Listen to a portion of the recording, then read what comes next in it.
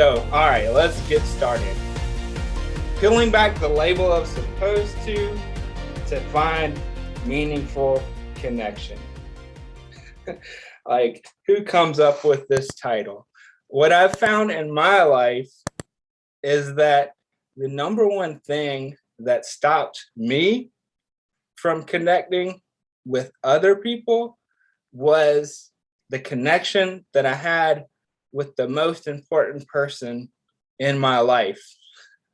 And that person is me.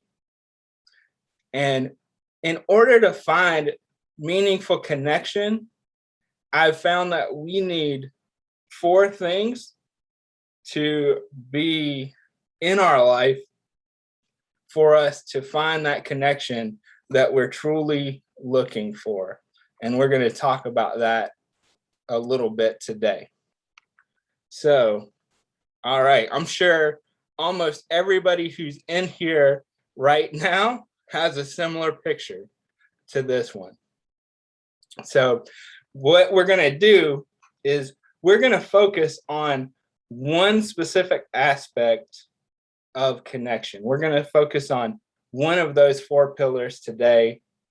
And I'm going to share a couple of strategies that I've learned in my experience with you so that you have the tools and those strategies to create the connection that you are looking to create in your life. So if that sounds like a good plan, give me a thumbs up, give me a yes, I'm ready for it.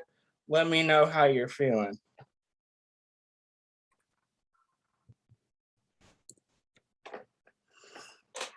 All right. So here's the next question I have for you. Do you have the courage to reveal your trademark self to the world? And there's a very important reason why I say the trademark self. Because, and somebody tell me what, when you hear the word trademark, what do you think? Like, what comes up for you? And I'll pause right there for a second and we'll dive into what is a definition of a trademark for you. And then I'll talk about what I found.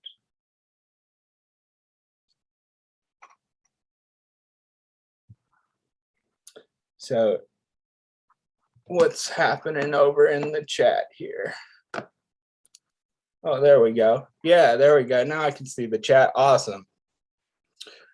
All right, I love it. Jimmy said he's ready. And royalties. Okay, anybody else? You got any idea about when you hear the word trademark? Oh, I love that. Signature idea. Let's go with that one there, Jimmy. Signature idea. Because here is how the dictionary defines trademark. Diane, yes, one of a kind. Here's what it said. Trademarks are badges of origin. They distinguish the goods or services from one trader to another. Now, why does that matter to me and you?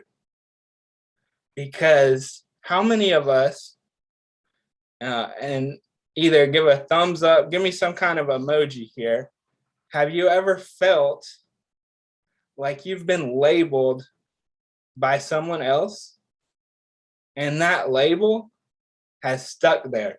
But underneath all of that, you knew that wasn't who you are. You know that right now. That's not who you are. But the labels that are there, they feel more like chains than a label that we're wearing at an event like this. Like if we were in person, we would all have name badges on, right? And we would be able to tell one another apart from our name badge. And yet we're doing some of that without even recognizing that, and it has nothing to do with our name. It has to do with the story that, guess what? That story, it didn't start with you, but you heard it so much that you started accepting that story as your truth. The story that somebody else made up for you became true to you because you heard it so much. So the question, we'll go back to it.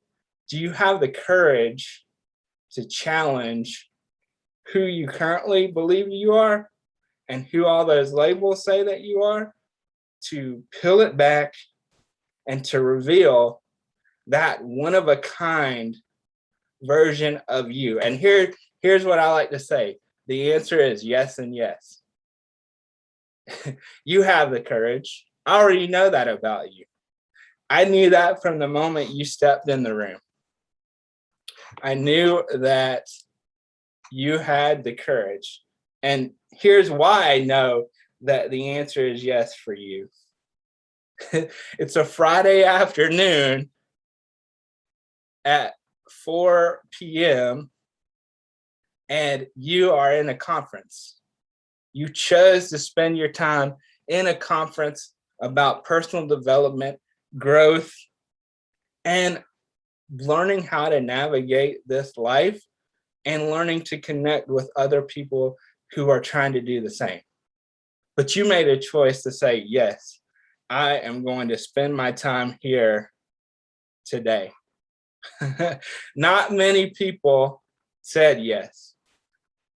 And so just by saying yes, you are saying to yourself and saying to everyone that's here with us that I want to learn more about connecting with other people. I want to know what it's like to feel seen, to feel heard, to feel loved. And I want to do it in a safe environment.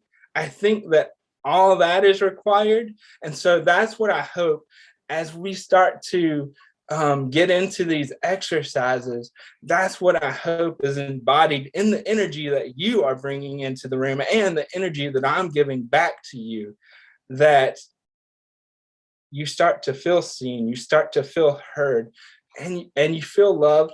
And it's because we are in a safe space where we can share about things that come up for us. So that is my hope for us here today. So I want you to either type that out somewhere, write it down, or whatever, so that you remember. What does it require for true connection? It requires to be seen, to be heard, to be loved, and to do it from a safe space. All right. So with all that said, are you ready? We still haven't started and we're 13 minutes in. Are you ready? Give me a yes. Give me a yes. Give me a thumbs up. Are you ready? Because we are about to start the actual process. All right. I love seeing these flood of yeses. All right. So, like I said, I can't see you. You can see me. But I want you to look into this camera, and we're gonna demonstrate some courage right here, right now. I want you to look into the camera, and we're gonna do a 3, 2, 1 countdown. And in whatever way you feel comfortable to do this, okay? Because I know you may be in a shared space, but if you're not, I want you to say 3, 2, 1 and say, I'm courageous. All right. And I want you to say it as loud as you feel comfortable saying it. Okay. And I'm going to count us down and I'm going to do it with you. So here we go. 3, 2, 1. I'm courageous. All right. I felt that coming through my screen here. I felt you say that, but I think we could do a little bit better here. I think we could do maybe just a little bit better. All right. How about you? You think you could belt it out a little bit more here? We're going to do it one more time. All right, here we go. 3, 2, 1. I'm courageous. Yes, yes, you are. You are courageous. You have everything that is required already in you to have the connection, the relationship, to have whatever it is you want to have. You have that in you. And now I hope that we took one step in knowing that that is there. You just said, I'm courageous. And that's true. Uh, yeah, I love it. I hope that it felt as good as it felt for me, for you. And here's what I want you to do.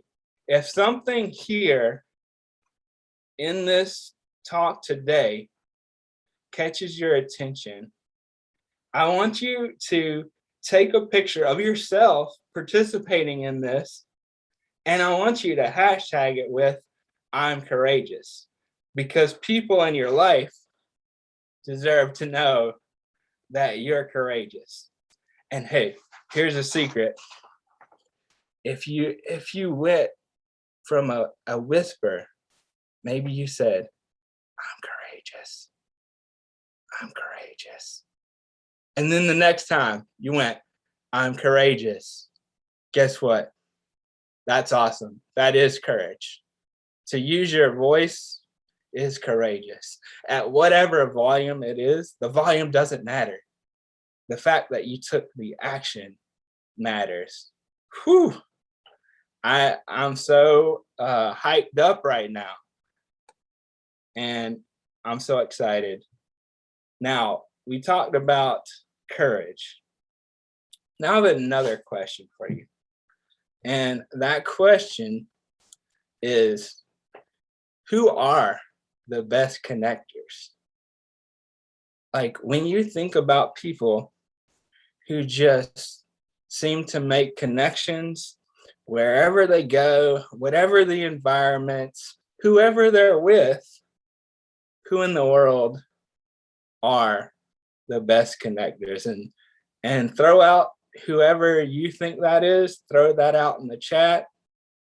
And I will share with you who I believe the best connectors to be. But who is it that you think are the best connectors? And I think the people that I'm going to talk about, they're the best connectors in the world. Oh, yes.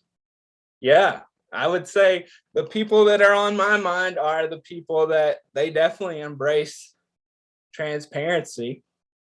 And if you're somebody, because I know not everybody in here has a disability at the moment, but the people that I'm thinking about, we have interactions with these individuals all the time. Those that take the chance, yes, absolutely. These people that I'm thinking about take chances every single day. All right, so let me move us forward a little bit, and we'll see who I think are the best connectors. Oh man, look at that. So if anybody has any visual impairments or anything, what's on the screen are 3 cartoon pictures of me when I was a baby and a young child. And so when I think about who the best connectors are, I think about us when we're little children. And why did I say us as people with disabilities? We see this all the time. It's because what happens most often? Kids are the ones that come up and they want to know, maybe you use a wheelchair and they want to hear about your wheelchair. They want to know what's going on. And as you see them, right, they do it from a space of curiosity. They do it from a space of curiosity. And what they don't do is they don't judge when they're coming up and they're asking something. They're not judging. They are fully transparent because in that moment they're exploring their world. Yes, absolutely, Shannon. They have no filter and they're fearless. And one of the great things about children is they often have this idea about, I don't know. Like as adults, when we say, I don't know, what's often attached to that? Well, is Diane going to judge me for not knowing? Is Alina going to judge me for not knowing? Um, am I going to judge me for not knowing because I'm supposed to know this just because I'm so many years old? And yet kids say, I don't know, but hey, I'm going to go find out. One of my favorite stories that I've heard recently is my friend was talking about her daughters, and her daughters have osteogenesis imperfecta or brittle bone disease. And she was telling the story about her one daughter climbing the tree. And what happened when she climbed the tree? She fell out. Like, and I'm sure many of us in this room can think about times when we've fallen, and I'm sure even times when we were young and we fell. And what happened? We got up and we brushed ourselves off. And yet her mom is like, oh, I don't know about this. I don't know if we should climb the tree anymore. And what she said was she started with the idea of, I don't know how far I can get in the tree. She fell out and she came back and she was like, well, now I want to see if I can get further. But yes, that is the truest sense of that is they approach everything with, I don't know, and that's okay. I have no expectations of what is about to happen here. I'm just going to go with the flow and we'll see what happens. So that is why I believe that children are the best connectors. Now, I want to share a little bit of my story with you. And when this idea of labels, it really started shaping my identity. And maybe I want you, as I tell the story, I want you to think about your own story and think about what has shown up for you. But as you see here, there are two arms that are tugging at a rope. And it's like tug of war, because my story has to deal with a time when I was in fourth grade.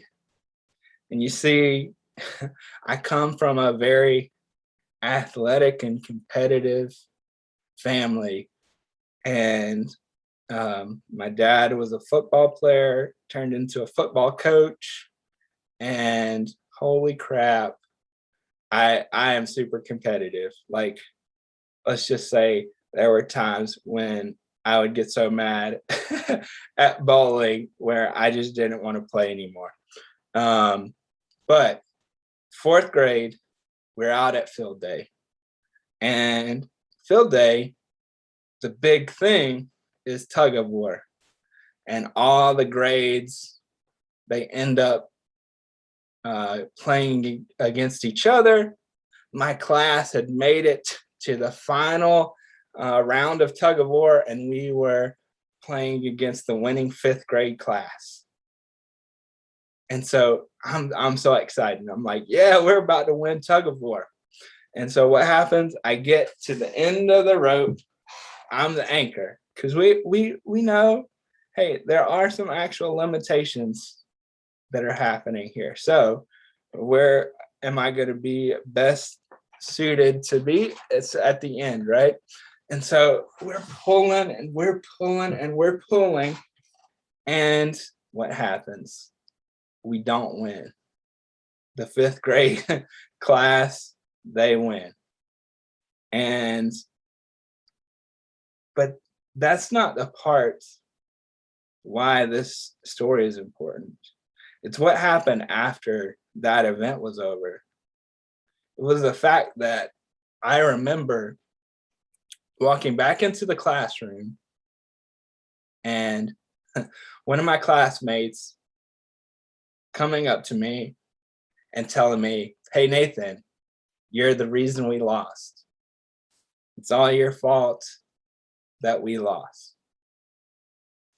And that was in fourth grade. And I can go back to that moment, and it's a very real moment for me.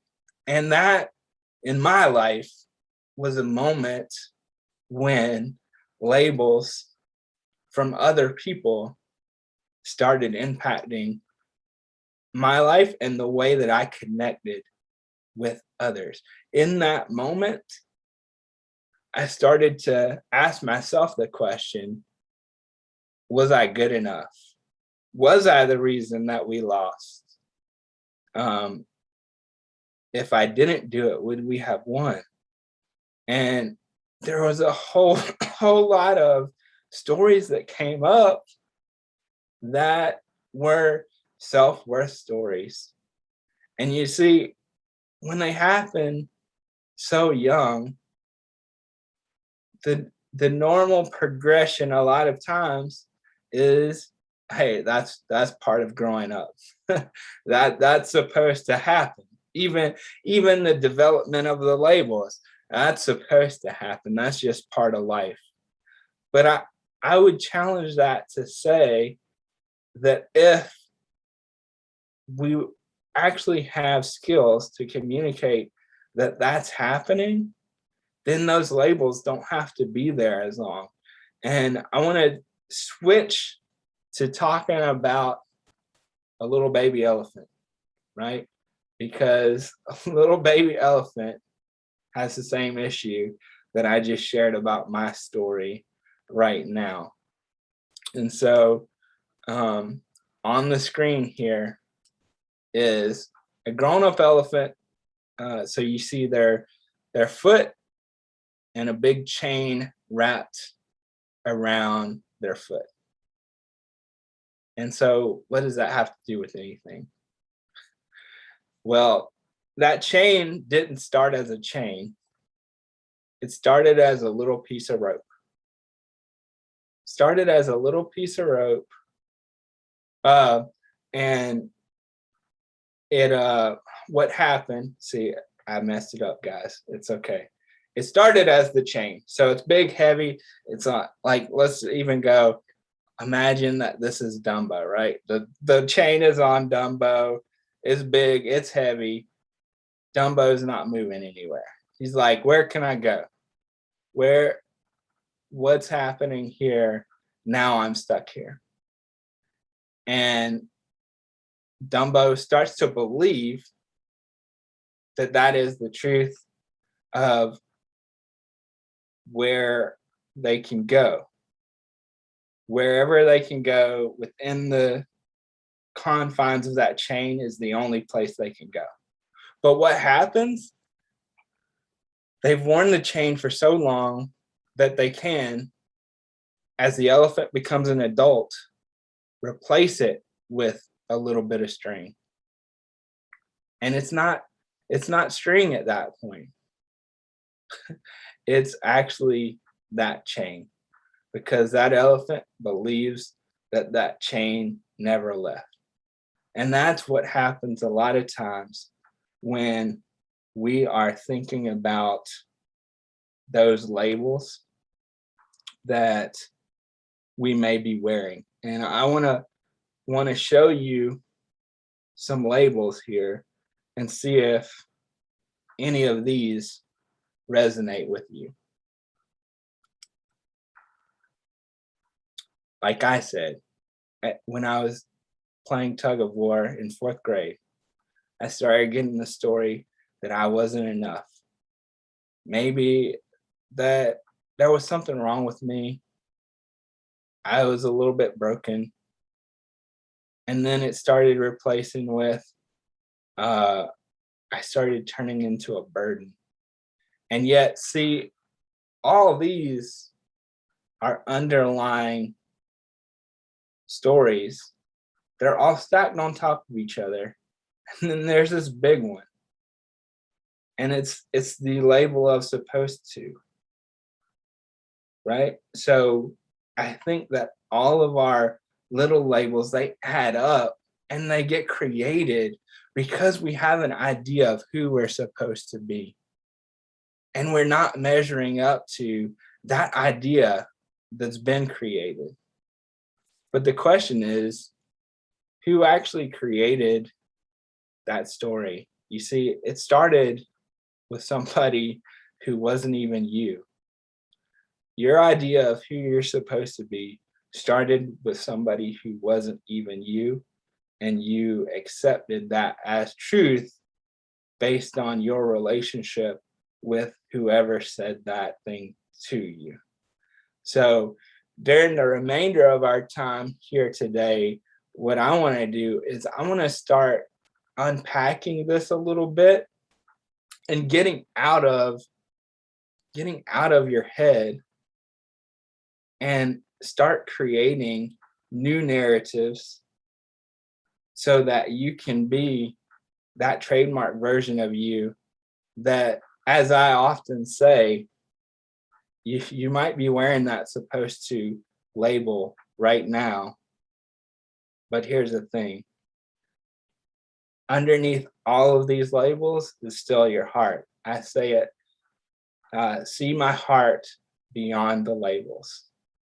And you have every capacity to start to do that right here today. If any of this is resonating with you and you feel this and you felt that in the past, I hope that we start to break that down a little bit as we move forward in the presentation today. And so we're going to start doing that by talking some numbers. All right. So let's talk about these numbers that are on the screen right now. 12,000 to 60,000. All right. That's what the top numbers say. 12,000 to 60,000. Then underneath that, it says 48,000. And then we've got 95% with a cycle. So what in the heck does this mean? What are these numbers? So every day you have 12,000 to 60,000 thoughts in your day. Hey, it's okay. Not everybody is a numbers person, but hopefully I can explain these in a way that we start to understand just the importance of these numbers. Okay, don't worry about what they are. We're gonna tell a story with them. So you have 60,000 thoughts a day, right? We're gonna go. You maxed out the number of thoughts that you can have on an average day. Out of those 60,000 thoughts, 48,000 of them are negative. 48,000 out of 60, that's 80%, are negative, because negative thoughts actually help us in surviving. Like our brain just wants us to live another day, okay? But that's not helpful when you're dealing with things like loneliness and stigma. But it right now is the reality. And 95% of your day is a repeat from yesterday. We just get in this loop where it becomes what we do so we don't have to think about it. Our brain is like, let's make us run as fast as possible. So we're just going to repeat what we did yesterday. I'm going to give you a little bit of room to make some difference. So imagine that. Like, who can relate to the voice inside your head and the conversation you have with that when you put it to these numbers? How often is the conversation that you're having with yourself one that's negative? Yeah. I know it happens to me all the time. And so what I want to talk about in these next two slides are some questions we can start asking. And then one of my favorite exercises so that we can start to peel back this label of all these negative thoughts, conversations, and activities here. So, through this whole time, I've been talking a lot about the idea of the label of supposed to, right? And, when I'm coaching people, what we often do is we sit together and we have the paper all split out. And on one side, it says supposed to, and on the other side, it says why. Because we want to get to the real reason of why we believe the things that we believe. So these questions I have for you, you can type them out as I say them. You can have somebody write them down yourself. And if you follow up with me after, I can help you get some of these as well. But these are a couple of questions that I think are important when we are really trying to understand what's happening for us.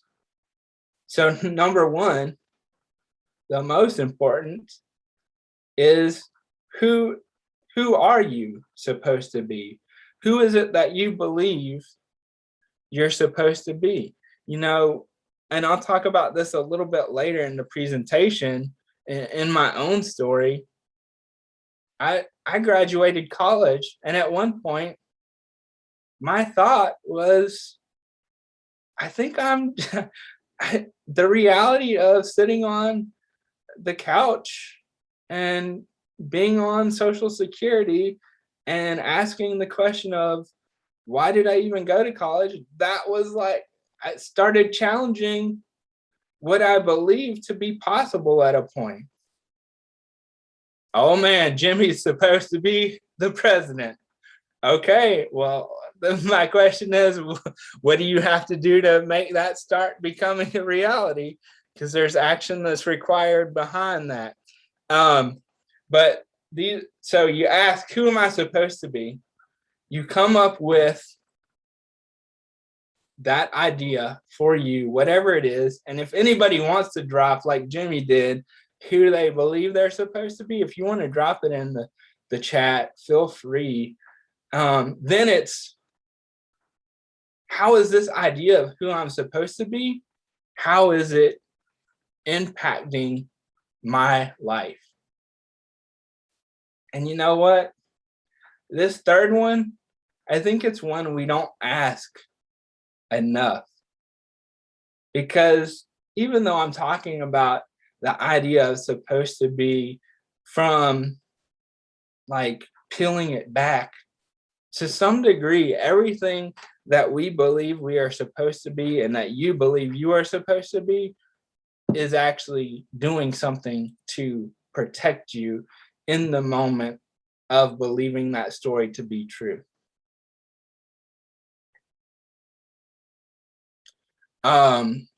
Let's see, that's a good question. So it is according to whatever comes up for you.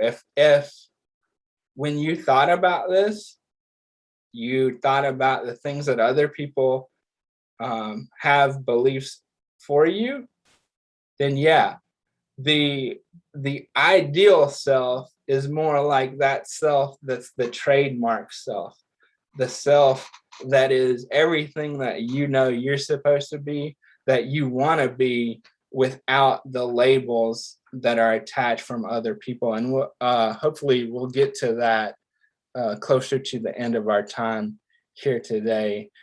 But in this context, it's asking the question of, like, from stories you've been told throughout your life, usually those do start with other people's beliefs that you accept for yourself. So that's a great question. Yes, absolutely. I'm supposed to be the best I can be. 100%. If we can all accept that as true, and I would say to your point there, also know that you're just trying. Like, to be the best you can be is going to change on a uh, minute by minute basis, and it's not an I like. There's no one set way to be the best you can be. So, all right, now who's ready to spend some time doing an exercise, and we're going to start to think about that voice that we've got running, that conversation that we have, that inner critic that we've got. All right, Jimmy's ready. Who else is ready? And hey, I know some of you guys have done this before, but here's the thing. It's probably changed from the time you did it before. So anything that comes up during this is what's supposed to come up for you. There's no right way, no wrong way, no good way, no bad way to do any of this. This is why we started with that courage thing. All I'm asking is for you to have a little bit of courage to start to reflect on some of these ideas for yourself and what they mean for you. So here we go. How do we peel back this label? All right, well, here's what you're going to do. You're going to start by closing your eyes, okay? So we got to go by the honor system, everybody. So go ahead and close your eyes. And I want you to just focus on your breathing at this moment. Just breathe however you normally breathe. No deep breathing. Just sit and breathe, having your eyes closed. And as you're breathing, I want you to think about that inner voice that you hear. That inner voice that you're having conversations with regularly every day. All right. And I want you to think about what that voice sounds like. Not what is that voice saying to you, but what does it sound like? Does it sound like when you're having a conversation with this voice? Is it you having a conversation with yourself? Or is it you having a conversation, like maybe you hear your parents' voice? Maybe it's a voice of somebody when you were younger that bullied you. Maybe it's a coworker's voice. And I just want you to think about what that voice sounds like right now. And I'll go ahead and I'll share with you what my voice is sounding like today. And when I think about my inner critic at this moment, I'm having a conversation with myself. And there's no doubt it's because we're talking about this and I'm sharing from my experience. So that's the voice that's coming up for me. So I just ask, what is that voice that's coming up for you. And if you want to share that voice that comes up for you, feel free to drop it in the chat. Nobody has to. But if you feel called to share that voice and what it sounds like in the chat, you can. But what I just want you to do now is notice what that voice is. It's all about noticing.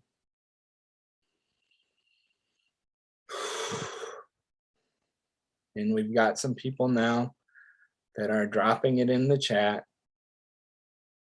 And if you're ready, I just want you to open your eyes for a minute. And so we're going to get to the next part of this, because it's like, okay, what do we do with this information?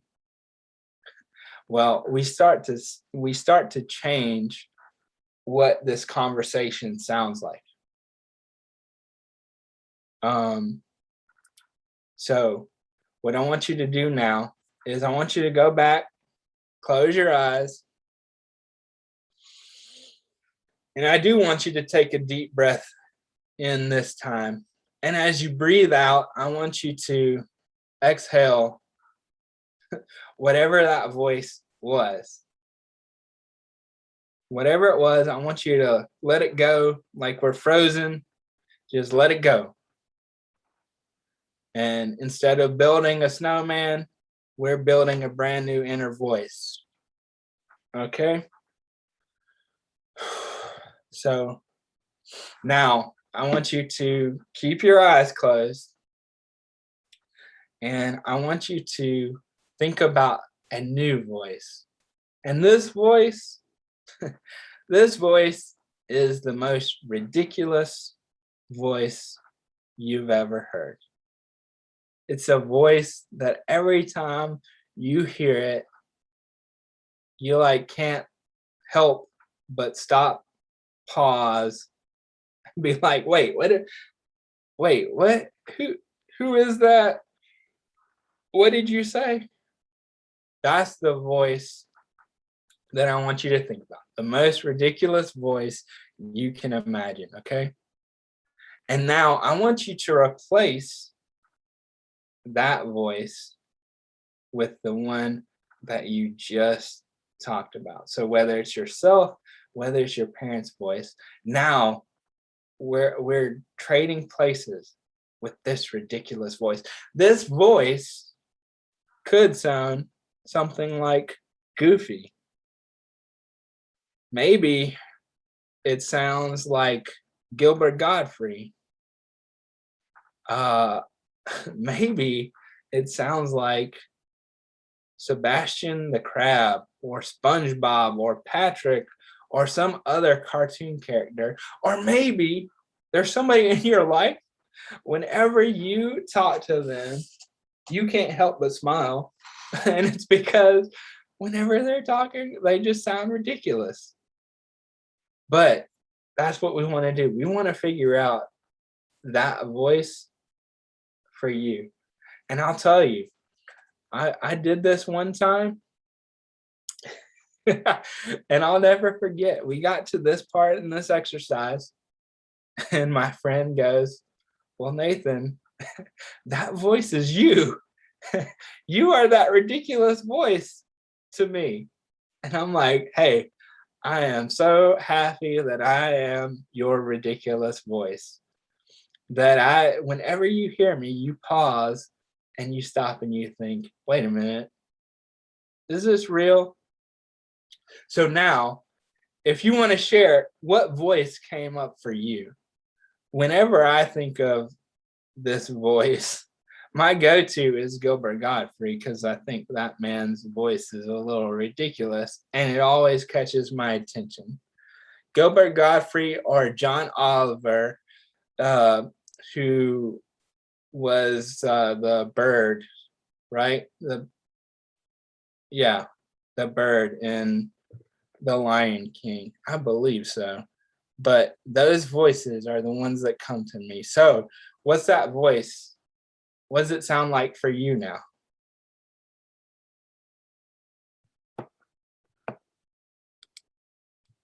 And there we've got a couple of the voices that I talked about. Those are the ones that have come up so often. And now, anytime when you're like, you have that conversation, those 48,000 thoughts, now you can be like, wait a minute, is that actually true? So, Sebastian, is that true? No, that's not true. And Goofy, what's Goofy say? Well, gosh, that that can't be true. Mickey Mouse voice, yes, absolutely. I love the shares. Thanks, Shannon. Um, so now you can take that and you can use that anytime when you feel like you are getting caught up in your head and you are getting caught up in those negative conversations. All right. Now, I'm going to tell you another story from my life. And this one, why is there a picture of a couch? What in the world does that have to do with anything? Well, back in 2008, that's when I graduated from college. And up until that point, everything was going the way I thought it was supposed to go. I was checking off boxes left and right, doing everything. I was like, oh, yep, finished high school. I'm driving, which I know is a huge accomplishment for a lot of people. And I had my list and I was checking the stuff off. And then I was like, okay, now I graduated college. Now I'm going to go get a job.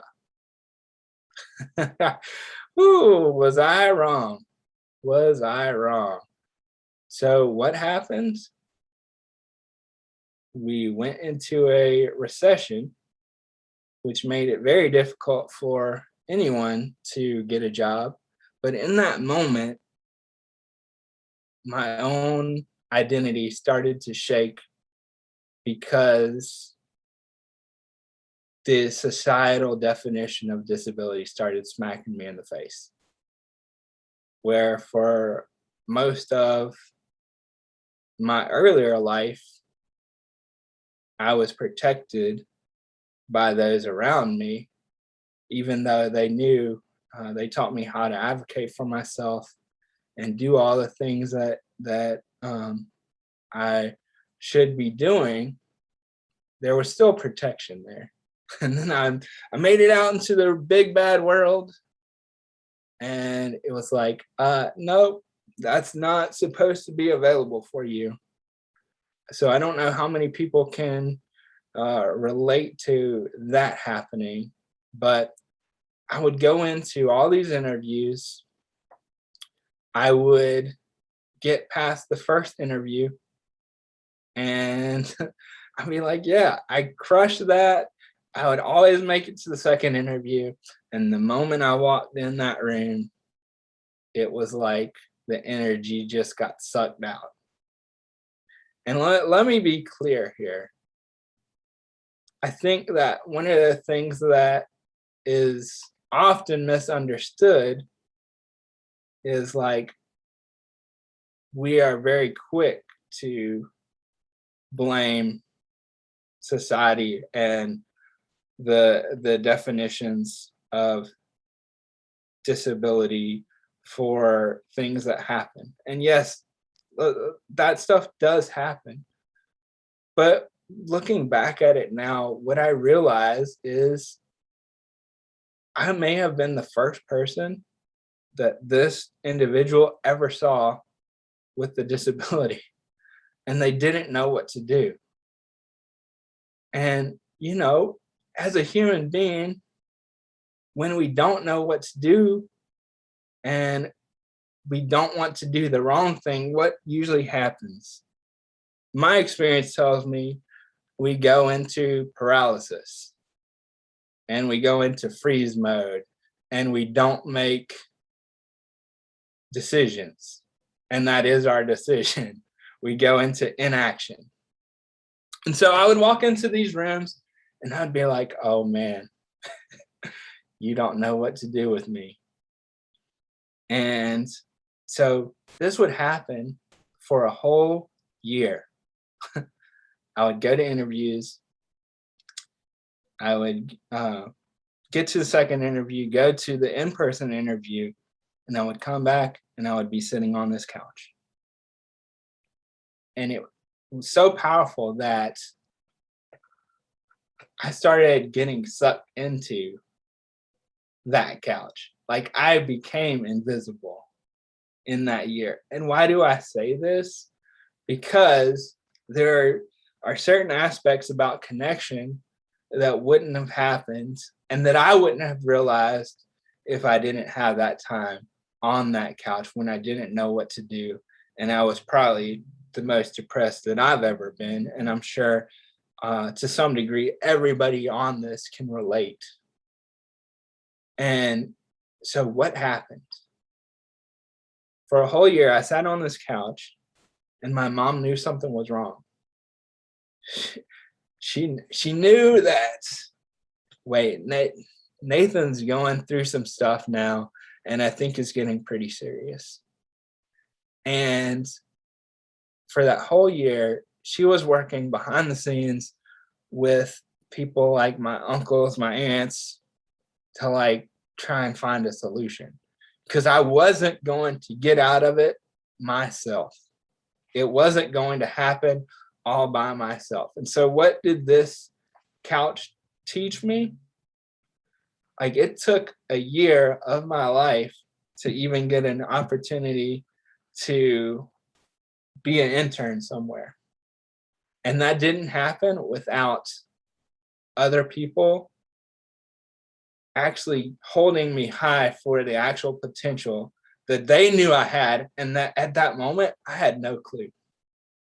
And so when it comes to loneliness, one of my key things that I have everybody do is I have them develop a connection contract with a connection buddy. Because what happens in these moments when we're sucked into the couch like me or whatever your spot is, like it's not all going to be a couch. Your spot's going to be different from mine. But what do people say? They say, call me if you need me. Well, guess what? Who's actually calling? I wasn't calling. I was not calling anybody. And so when we make statements like, call me if you need me, it's not going to happen. So I thought to myself, back to this moment on this couch, what has to happen? First, I have to have somebody that I feel safe with, that I can call, that I feel safe, that if I tell, hey, I am really struggling, and I feel safe enough to tell you I'm really struggling because I feel like you won't judge me, then that's the person who I ask to become my connection buddy. And so with this contract, what happens, and I know some of you, I don't know if everybody got a copy, but it's connection requires 3 things for this contract. It requires love, safety, and vulnerability. And when you think about this buddy, as I talk about this buddy, your buddy must be persistent and they must be resilient. And you know, I know that you have those qualities for sure. You have persistence and resilience in spades. And so these are things that are required. And so what happens? You get this contract and you find this person that you feel like they would be a good connection buddy. And you have a discussion with them and you say, let's say I'm your connection buddy. You're like, Nathan, I would really love for you to be my connection buddy.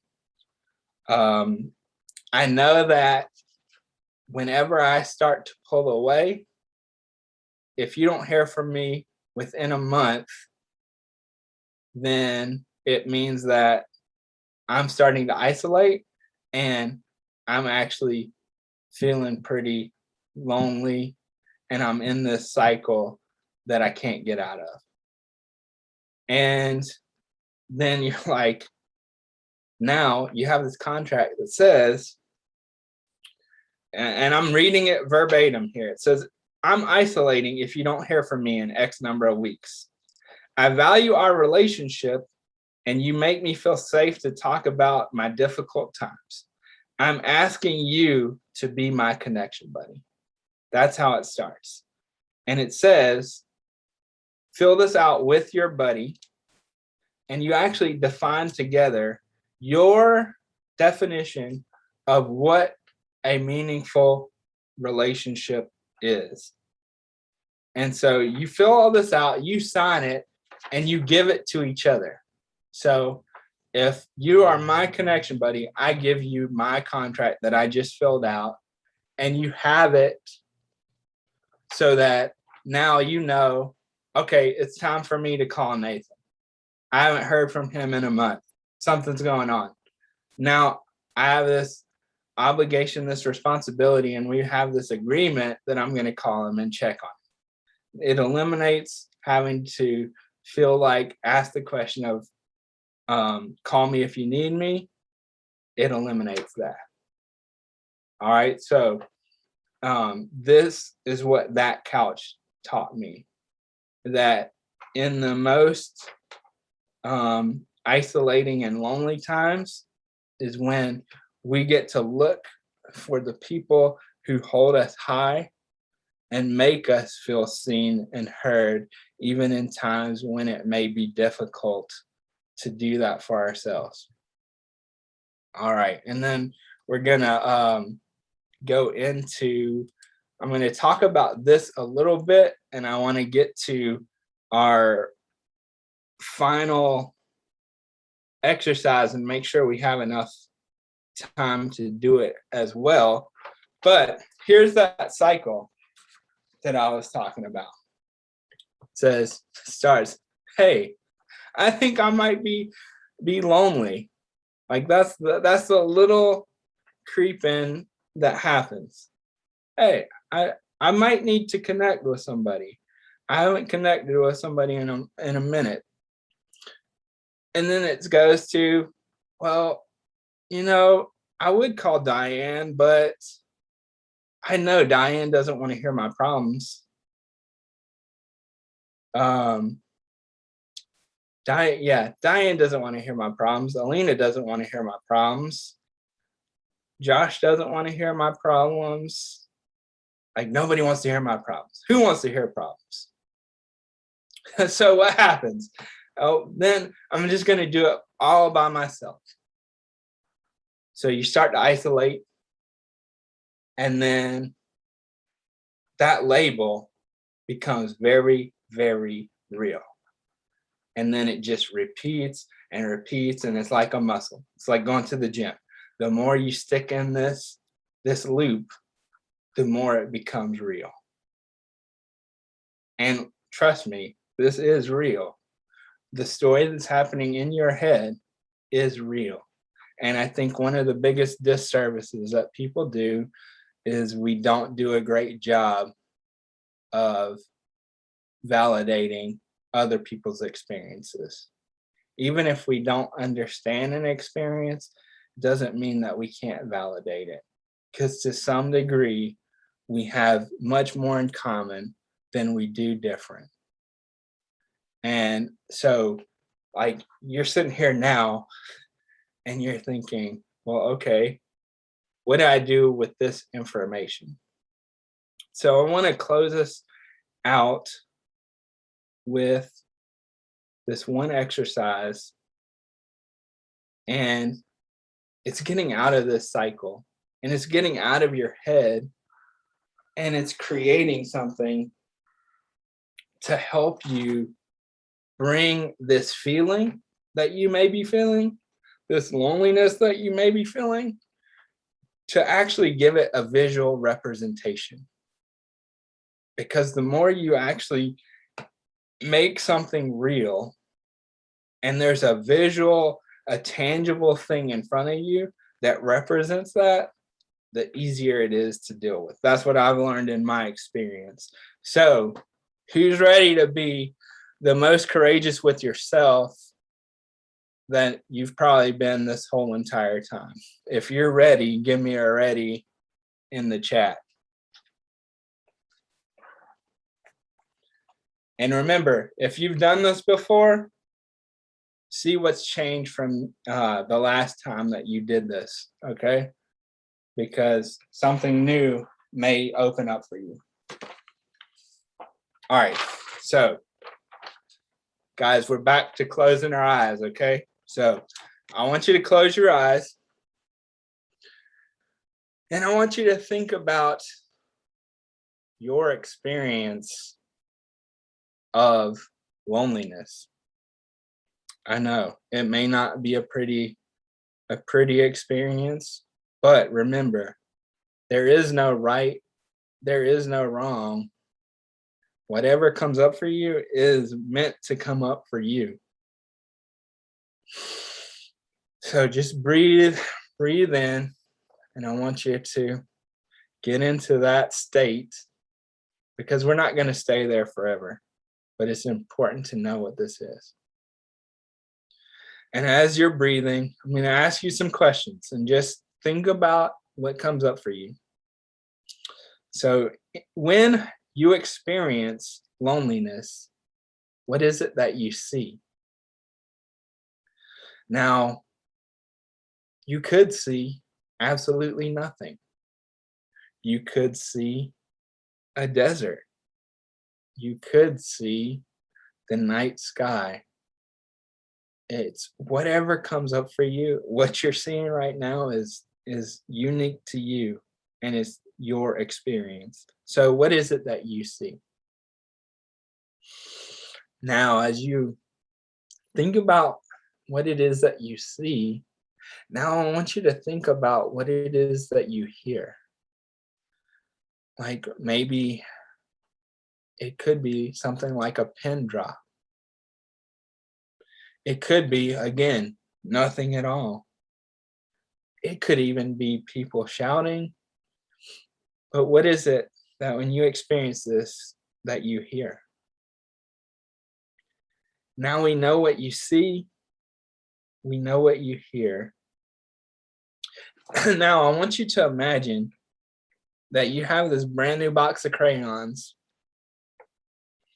and it's a unique box. There's only 2 crayons in this box, and we're going to pull out both of them. But right now, we're only pulling out one, right? And so what you're going to pull out is a new crayon, and the name of the crayon is Lonely. What color is this crayon? What color do you see when you experience this feeling of loneliness? Now we know what you see, we know what you hear, and we know what color this crayon is. Now I want you to imagine you're in this experience, you're feeling this sense of loneliness, and now you experience this loneliness as an inanimate object. What is this object that you see in front of you?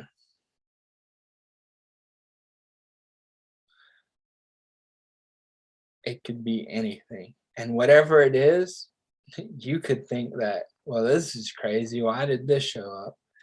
It's supposed to be the thing that shows up.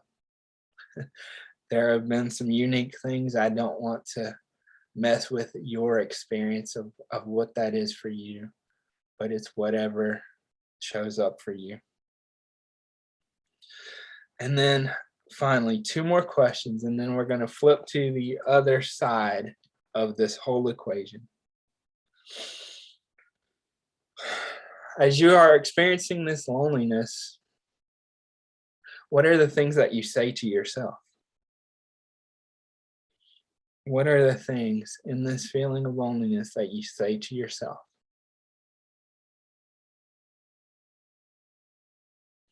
So we know what you see, we know what you hear, we know a color, we know an object, and now we know the things that you say to yourself. Now you have this whole complete experience of this feeling.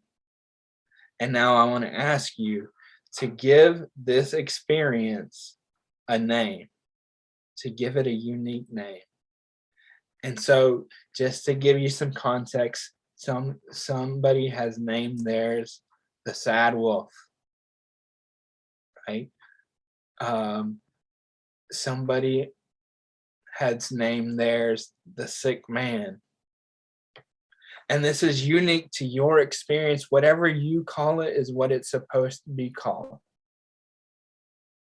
All right. And so now, now you have this whole experience. Now I want you, when you're ready, go ahead and open your eyes, and we're going to do it one more time to close out, but we're doing it from the opposite side. So why would I be asking you to create this experience? Because now you have this experience of loneliness over here. Now we're going to create the opposite, and that's going to be your feeling of connection over here. And so what do you do? What do you do with this? Like in a perfect world, what would happen is you sit down and you have this sheet of paper and you create the image, like you take it out of your head and you put it on that sheet of paper so that, like I said, it's a visual representation. And just look at everything that everybody's sharing in the chat right now. They are unique to every single person. From the experience to the object.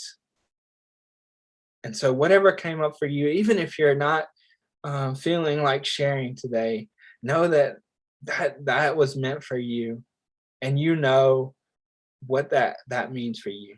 But now we want to focus on connection. So go ahead, take one deep breath in and exhale that loneliness out. Okay. And now I want you to think about your experience of connection when you felt most connected to yourself and to other people. I just want you to think about that. Take a couple breaths in, and I will just start to ask you the questions. Now, when you experience connection, what is it that you see?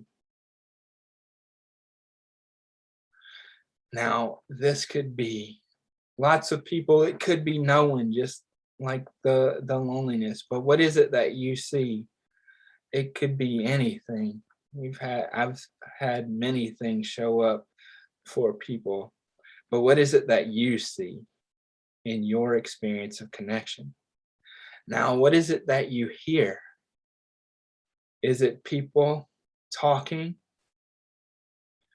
Is it waves crashing, birds singing? What is it that you hear? Now, we've got our box of crayons. We've got that crayon. Now there's only one left in the box. Now I want you to imagine this experience of connection, and you're pulling it out of the box. What is it? What is that color? What do you see when you experience connection? What color comes to you? Now, we're thinking about that inanimate object. If your connection was an inanimate object, what is that object in front of you that represents that feeling of connection? Now we know what you see, we know what you hear, we know the color, and we know the object. What are those things that you're saying to yourself? When you feel this experience of connection, what is it that you hear you saying to you? And then finally, just like last time, what is that name that comes up for you? What is that name that you want to give your identity, your feeling, your experience of connection? What is that name? And man, you take some time to do that. You draw it out and you share that experience with somebody. Like that's the point. If you and I were doing this in person, and let's say you named your experience of loneliness, you named it Lonely Larry. Let's just say that was the case. So if I knew that and I saw you and you seemed to be expressing some loneliness, some isolation, I could be like, hey, what's going on, Larry? And just imagine if I go up to Shannon and I'm like, instead of saying, hey, what's going on, Shannon? I'm like, what's going on, Larry? And so other people are just like, well, why did Nathan call Shannon Larry? But Shannon, if her loneliness was called Lonely Larry, she'd be like, oh, yeah, I am feeling that way right now. But I could do the same thing with if connection was connection Carl. I could be like, hey, what's going on, Carl? I love how you're coming into the room today. Right? And that's the whole point. If you take the time, you draw this out, you now have something that you can use on a regular basis to ask yourself where you're at. And I'm going to go ahead and I'm going to stop the share. And so I hope that this has supported you in asking some new questions in your experience of loneliness and ways that you can start to challenge that experience. Because here's the thing. Out of all this stuff that we talked about today, I never once said that connection, like to find connection, you have to look outside yourself. The one relationship that matters most for you to find the connection that you want and to find this trademark version of you, remember who that is underneath all the labels that have stacked up over time, is your connection with you. And then that starts to get projected outward to other people. But it all starts with your relationship with you. And it's not the question I get asked a lot, well, or a statement that gets said, Nathan, if I just find a relationship, everything will be different. Well, it could be different for a little bit, but the question is, are you really good with you? And so connection, being seen, being heard, and feeling loved, you have to start with those things for yourself. And that's why I say that you have to be courageous. And that's why we did that at the very beginning. And you have to take risk. You have to even risk rejection from the idea that you believe to be true for yourself. Because it's always about challenging what's true for you. And I think with that, if anybody has any specific questions, I would say you can find me. I think if you scroll up in the very beginning of the chat, my email is dropped down there. It's eradicateloneliness@gmail.com. You can find me on social media at The Real Nathan Todd on Instagram. And if you've enjoyed and found this 90 minutes supportive, I have a whole 12-week program where we focus on all these very specific things 1 week at a time. So Is that if people have any questions for Nathan, you can put it in the QA section as well.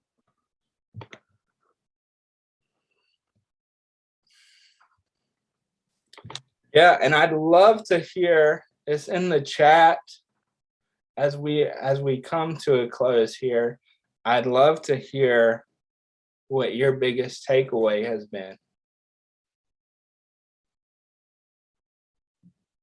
Oh, thank you. I appreciate that. I always love being able to share with others.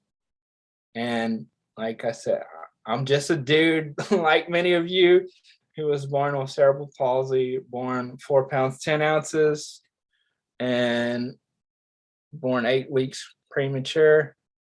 And that part of my journey led me to where I'm at today. So.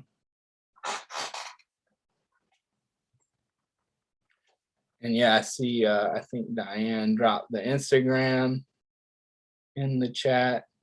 And yeah, you can, that's the place to connect with me most often is over there.